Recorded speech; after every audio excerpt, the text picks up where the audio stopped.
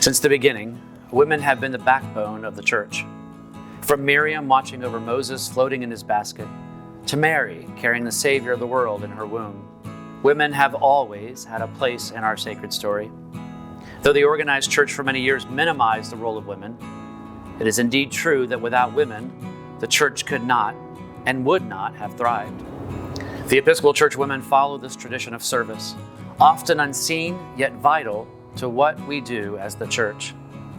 Their organized ministries in this diocese began during and after the Civil War and have continued with fervency ever since. The women of the 19th century in these mountains had no facilities to make their lives easy.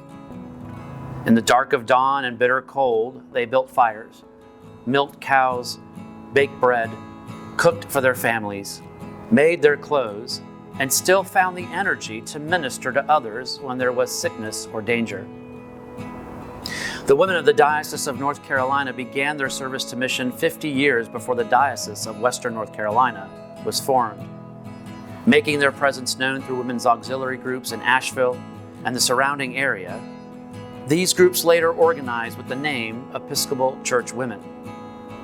The results of their determined service were felt throughout the isolated communities of our mountainous region and have been felt ever since.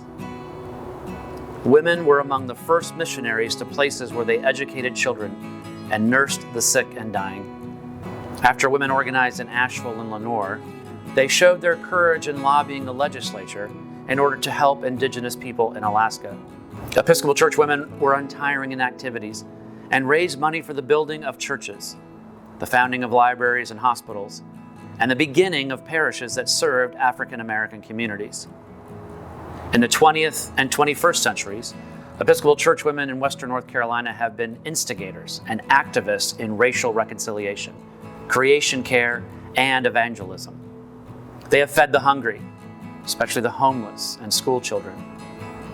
They help to provide scholarships to seminarians and college-bound students. They also paved the way for my wife Laurel to attend the Lambeth Conference with me last summer, as they have done for other bishops before. Our Episcopal Church women have consistently contributed to Valley Crucis and Lake Logan, Camp Henry, the Hope Chest for cancer treatments, prison ministry, and so much more. Thank you for serving and continuing to serve. Though I am saddened that I cannot be with you today due to my sabbatical, as you celebrate your more than 150 years of service to our diocese, I want you to know that I see you, I appreciate you, and I know all that you do and are working to do comes from a genuine attitude of service and love. Don't lose heart, my sisters. Your ministry is as vital today as it has ever been.